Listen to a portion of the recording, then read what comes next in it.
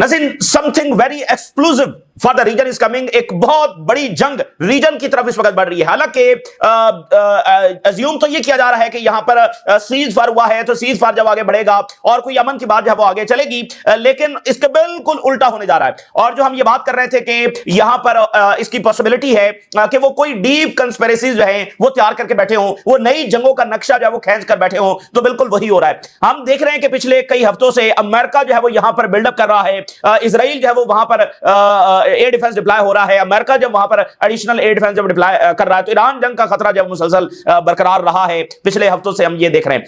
तो अब नज़ीर जो खबर सामने आ रही है वो बड़ी ही डेंजरस खबर है, वो इस बात को कंफर्म कर रही है कि ये सारा कुछ जब होने जा रहा है, इन बातों को वो और इन खतरात को वो तकवीयत देने जा रही है। नज़ीर, इराक के जो डिफेंस मिनिस्टर हैं इराक के, उन्होंने ये बताया है कि कुछ देर पहले उनको जो अमेरिकन सेक्रेटरी ऑफ वॉर हैं पैटी हेजेसत, उनकी कॉल मौसूल हुई है और उन्होंने इराक को धमकाया है कि अमेरिका और इजराइल रीजन के अंदर कुछ बहुत बड़े हमले जब वो लॉन्च करने जा रहे हैं और इराक की जो रेजिस्टेंस है वो किसी सूरत इसमें इन्वॉल्व ना हो। अगर इराक की रेजिस्टेंस इसमें इन्वॉल्व हुई अमेरिका और इजराइल के खिलाफ, तो फिर इराक को बहुत ही संगीन नताज जब वो भुगतना पड़ेंगे। तो ये जनाब एक बहुत ही खतरनाक डेवलपमेंट उस वक्त हुई है जब टर्की में मुलाकात हो रही है और सीज फायर और ये सारा कुछ डिस्कस किया जा रहा है। इधर ये कॉल हुई है और अमेरिका अपनी जुबानी ये कह रहा है कि हम और इजराइल बहुत बड़े हमले जब रीजन के अंदर करने जा रहे हैं।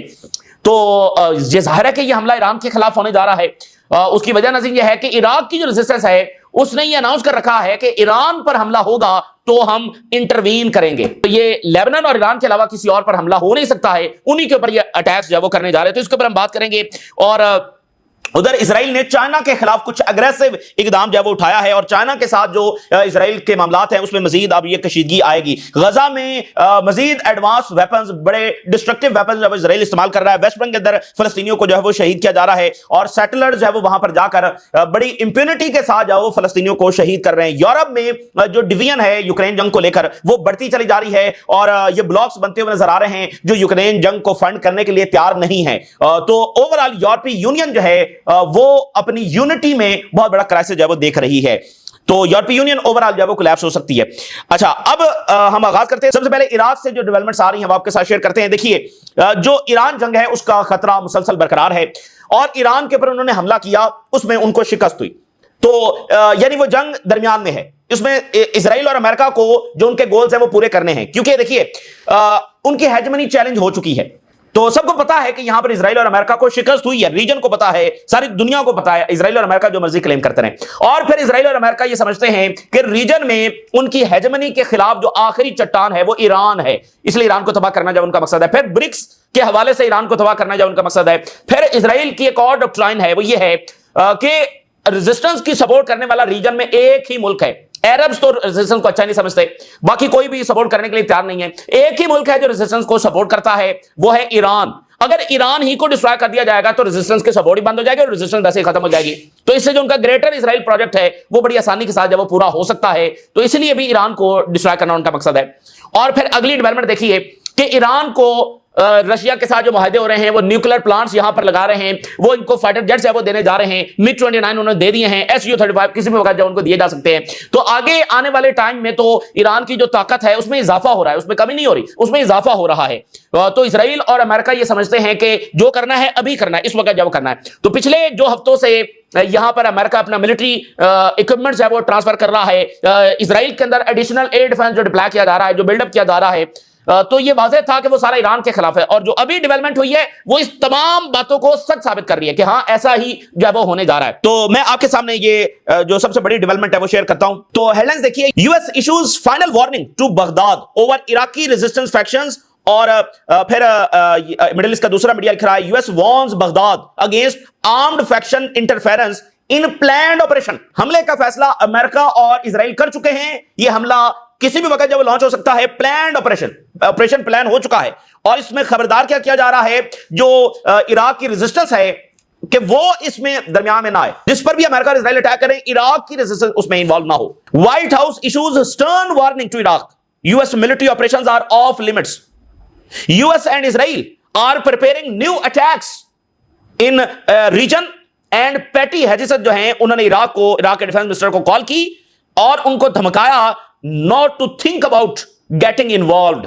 ये इराक के जो डिफेंस मिनिस्टर हैं वो खुद ये बता रहे हैं कि उनको ये धमकी दी गई है, किसी सूरत दरमियान में इराक इन्वॉल्व ना हो जो कुछ भी अमेरिका और इजराइल करने जा रहा है। In a recent phone call with the secretary of war he was informed an impending operation in the region. एक मुल्क में नहीं, देखिए एक मुल्क पर हमला नहीं होने जा रहा, पूरे रीजन पर वो हमला जो करने जा रहे हैं। And was given the final warning that Iraqi armed groups, जिसमें सबसे बढ़कर पॉपुलर मोबिलाइजेशन फोर्स है, इसके बारे में हम पहले भी आपको बता चुके हैं। पॉपुलर मोबिलाइजेशन फोर्स वो है जिसके बारे में नेतन्याहू ने अभी यूनाइटेड नेशन में खड़े होकर धमकी लगाई थी और ये कहा था कि हम वहां भी इराक में भी किसी वक्त हमले जाओ कर सकते हैं। पीएमएफ जो है उसके बारे में इजराइल और अमेरिका ये समझते हैं कि जब भी ईरान पर हमला होगा या इलाकाई जंग छिड़ेगी तो पीएमएफ जो है वो रेजिस्टेंस के साथ मिलकर जब लड़ेगी। I had a brief phone call from, तो एक छोटी सी कॉल थी और जिसमें 2 टोक वार्निंग जो है वो जारी की गई है। ब्रीफ फोन कॉल, 2 टोक उन्होंने अमेरिका ने धमकाया। ही वार्न मी कि एक इमिनेंट ऑपरेशन जो है वो रीजन में होगा and his final warning to us is that the armed group should not show any reaction. PMF और बाकी जो रेजिस्टेंस है वो किसी सूरत इन्वॉल्व हो। तो आप देखिए इराक, क्या अगर हम मोहल्ले को देखें तो इराक के एक तरफ टर्की है, एक तरफ सीरिया है और एक तरफ क्या है सऊदी अरेबिया और एक तरफ ईरान है। तो वो कह रहे हैं कि हम नियर इराक बॉर्डर्स कुछ अटैक्स करने जा रहे हैं। तो क्या वो शाम पर अटैक करने जा रहे हैं, क्या वो टर्की पर अटैक करने जा रहे हैं, क्या वो सऊदी, तो किस पर अटैक करने जा रहे हैं? वाज़ेह है कि वो ईरान पर हमला करने जा रहे हैं और लेबनान पर हमला करने जा रहे हैं। सीरिया में आप देखिए कि वो अपना जो इक्विपमेंट्स है और फौज है वो मजीद वहां पर भेज रहे हैं। तो यहां से वो ऑपरेशन जब वो लॉन्च करेंगे, इन बेसिस से जब वो लॉन्च करेंगे, क्योंकि अगर देखिए अगर वो गल्फ की बेसिस से लॉन्च करते हैं तो फिर ईरान ज़ाहिर है कि वहां पर अटैक करेगा। तो ये हिजबुल्लाह के खिलाफ ये अटैक्स होने जा रहे हैं और ईरान के खिलाफ होने जा रहे हैं। तो ये तो बहुत ही खतरनाक और खौफनाक बात है रीजन के लिए, जो इस वक्त कोशिश कर रहा है।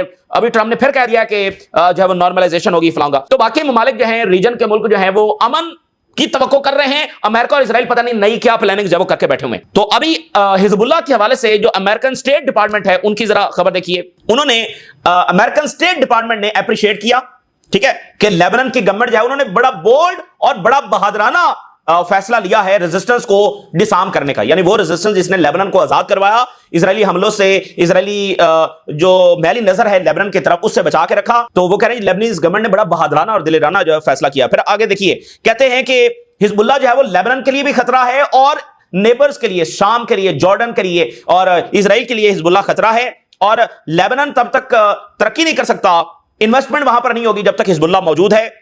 और हिजबुल्लाह को डिसार्म करना और ईरान की जो ताकत है उसका खात्मा करना, यह बहुत क्रूशल है स्टेबिलिटी इन द रीजन के लिए और लेबनान की स्टेबिलिटी। तो हमेशा मैंने आपको बताया ये ओल्ड प्ले बुक है, सरेंडर के बदले में प्रॉस्पेरिटी और तरक्की को कंपेयर करना। ठीक है भाई, तुम सरेंडर कर दो और तुम्हारे यहां बड़ी प्रॉस्पेरिटी आ जाएगी। तो जो रीजन में प्रॉस्पेरिटी आई है वो आपके सामने है। तो ये तमाम चीजों को आप कनेक्ट करते चली जाइए। ट्रंप ने इसी दरमियान, यानी ये कॉल हो रही है, उधर स्टेट डिपार्टमेंट ये स्टेटमेंट जारी कर रहा है, उधर ट्रंप साहब ने क्या बात किया नेतन्याहू के बारे में। कहता है नेतन्याहू जो है वो बड़ा अजीम लीडर है और इजराइल को नेतन्याहू की बहुत जरूरत है, वो एक अजीम वॉर टाइम लीडर है। और उसने कहा कि I do not think Netanyahu is being treated well in Israel. लेकिन एक मसला है और मसला यह है कि नेतन्याहू के साथ इजराइल में अच्छा सलूक नहीं हो रहा। And we will intervene to help him a little because he is facing great injustice. और हम इंटरवीन करेंगे क्योंकि ये जो अजीम लीडर है नेतन्याहू, इसके साथ इजराइल में बड़ा इनजस्टिस हो रहा है, बड़ा नाइंसाफी की जा रही है इजराइल नेतन्याहू के साथ। तो हम इंटरवीन करके इस अजीम जो लीडर है इसकी अजमत जब इसको दिलवाएंगे और उसके साथ जो नाइंसाफी हो रही है वो नहीं होने देंगे। ये ट्रंप के ख्यालात हैं एक ऐसे बंदे के बारे में जिसने जेनोसाइड की है, ठीक है, उसके बारे में ट्रंप के ये ख्यालात है और वो खुलकर बयान कर रहा है। तो आप समझ सकते हैं कि ट्रंप और नेतन्याहू की सोच कितनी मिलती है। तो ये एक बात होगी। अब इसी को लिंक करिए जो कुछ देर पहले इजरायली आर्मी चीफ की स्टेटमेंट जारी हुई है। इजरायली आर्मी चीफ कहता है कि हम नेक्स्ट फेज में दाखिल होने जा रहे हैं जिसमें रिटर्न टू वॉर होगा and continued pursuit of victory होगा। रिटर्न टू वॉर और परसूट फॉर विक्ट्री होगा। चलो ये तो वो मान रहे हैं कि अभी तक उनको विक्ट्री हासिल नहीं हुई। तो इजरायली आर्मी चीफ कह रहा है कि हम रिटर्न टू वॉर की तरफ जा रहे हैं, नया फेज आने जा रहा है। हम एक ट्रांजिशनल फेज के अंदर हैं और डिसाइसिव डॉक्ट्रिनल चेंज होने जा रहा है, यानी पूरी डॉक्ट्राइन जो है वो हम बदलने जा रहे हैं। कुछ फ्रंट्स के ऊपर जो जंग है वो लेस इंटेंसिटी में जारी है। जैसे लेबनान है, लेस इंटेंसिटी में रोज 2-4 स्ट्राइक्स हो रही हैं।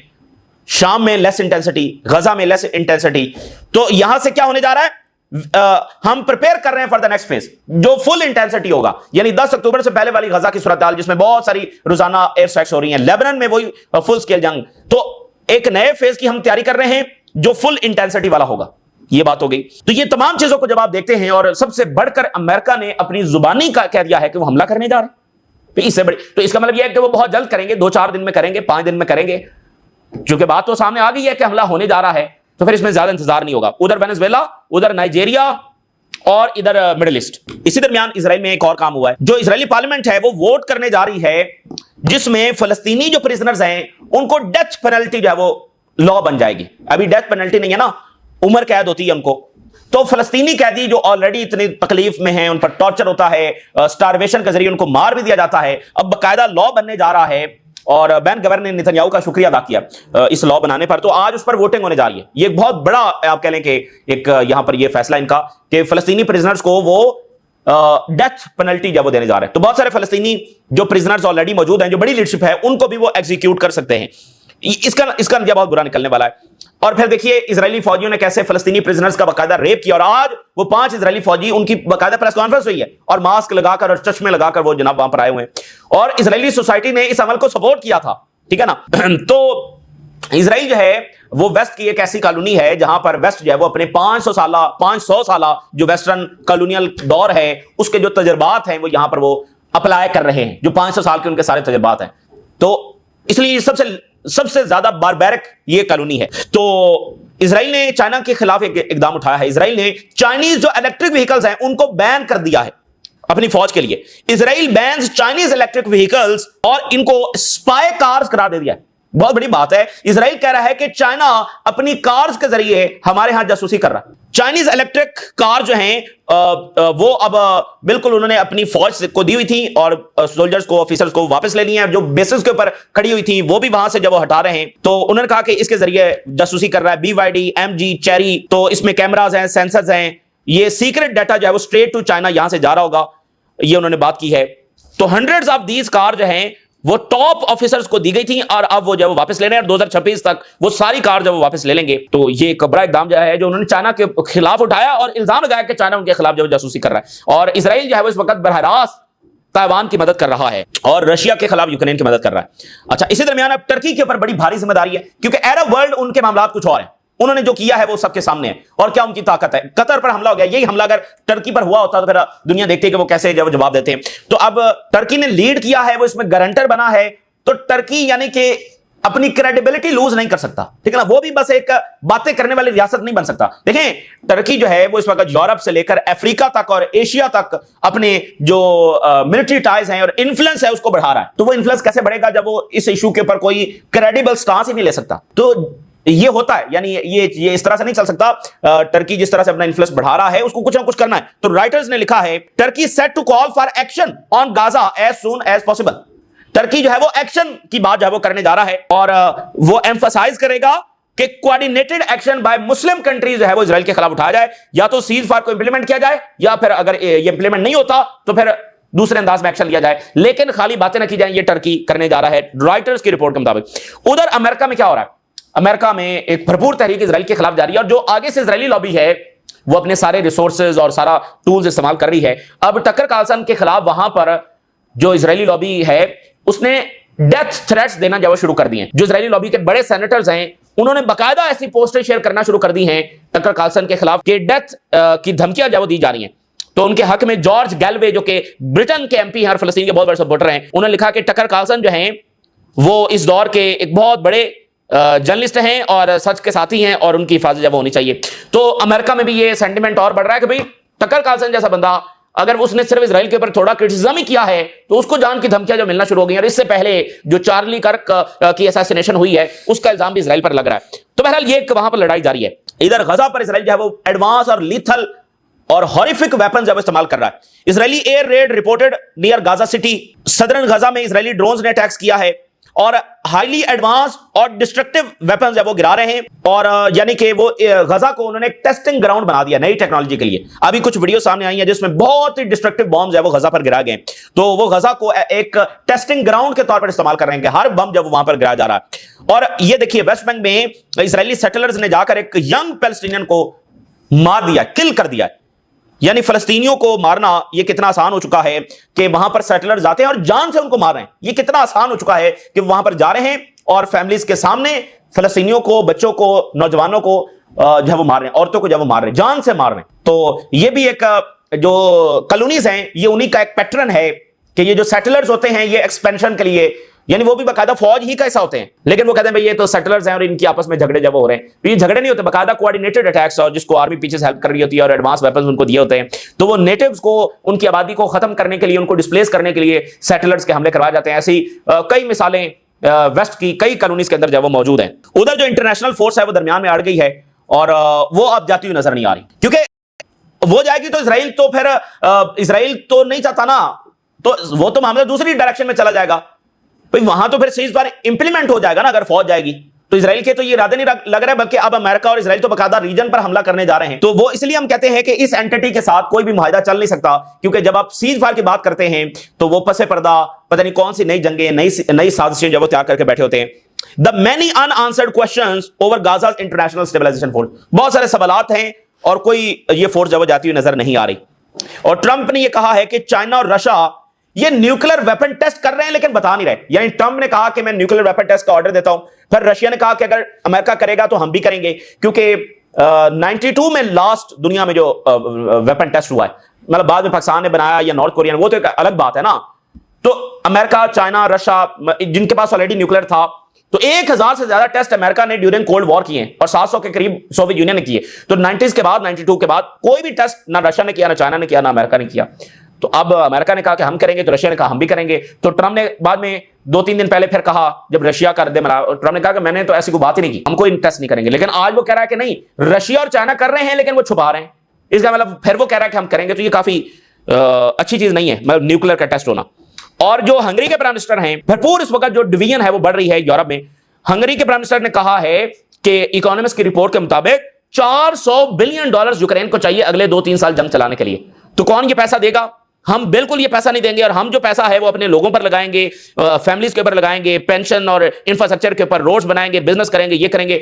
یوکرین کو ہم پیسہ نہیں دیں گے۔ یورپ میں بہت سارے ملک ہمارے ساتھ ہیں، اور برسل جو ہے وہ ہمارے پر اٹیک کر رہا ہے، یعنی برسل یورپی یونین کا مرکز آپ کہہ لیں، یورپی یونین آپ کہیں گے برسل کو نا، جہاں پر ان کی لیڈرشپ بیٹھتی ہے۔ تو برسل جو ہے وہ ہمارے پر اٹیک کر رہا ہے، یعنی یہ تو بہت بڑی بات ہے نا کہ یورپی یونین کی ایک ممبر اسٹیٹ یہ کہہ رہی ہے کہ بھئی ہمارے اوپر یورپی یونین ہی چڑھ دوڑی ہے، اس کی ڈیپ اسٹیٹ، اس کی لیڈرشپ۔ تو یہ پھٹا جب وہاں پر بڑھتا چلا جائے، اور وہ کہہ رہے ہیں کہ ہمارے ساتھ اور ملک جب وہ کھڑے ہو رہے ہیں، ایک ہم الگ سے جب وہ بلاک بنا رہے ہیں یورپی یونین کے اندر، اور ہم فنڈ نہیں کریں یوکرین کو۔ ادھر یوکرین کے پاس جب وہ پیسہ ختم ہو رہا ہے تو پیوٹن انتظار کر رہے ہیں یورپین کولیپس کا، کیونکہ پیسہ دینا ہے یوکرین کو تو جنگ چلے گی، لیکن کہاں سے دیں گے؟ رشیا کا استعمال کریں گے تو بھی مسئلہ ہے، اور اگر رشیا کا استعمال نہیں کریں گے تو بھی مسئلہ ہے۔ تو اگلے 2 مہینوں میں یورپ کا فیصلہ ہونا ہے۔ یہ اس وقت کی تازہ ترین صورتحال ہے جو آپ کے ساتھ شیئر کیا، اپنی رائے سے آگاہ کریں۔ اجازت دیجیے، اللہ حافظ۔